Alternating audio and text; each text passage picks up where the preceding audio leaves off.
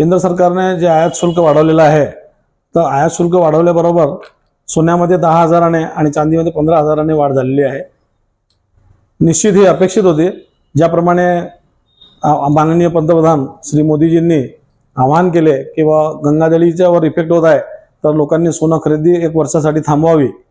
तर हे देशहित सर्वोपरी ह्यानुसार लोकांनी त्यांना आव्हान द्यायला सुरुवात केली आहे आणि त्यांना लोकांनी सपोर्ट करायलाच पाहिजे. याच्या अगोदर सुद्धा माजी पंतप्रधानांनी असे आवाहन केलेले आहे. तर हे काही चुकीचं नाही आहे.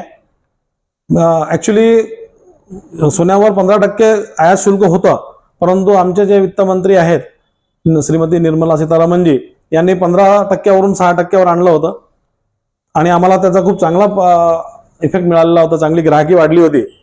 परंतु आता परत ह्या प्रॉब्लेममुळे जे वर्ल्ड वाईड जे युद्ध वगैरे सुरू आहे त्याच्यामुळे जे परिणाम झालेले आहेत, तर मोदीजींनी जे आवाहन केलं आहे त्याच्यासाठी हे 15% जे परत आणलेलं आहे त्याचा फार मोठा फरक पडणार नाही आहे आणि ग्राहकी लोकांनी पण त्यांना मोदीजींना रिस्पॉन्स द्यायला पाहिजे अशी मी त्यांना विनंती करेन.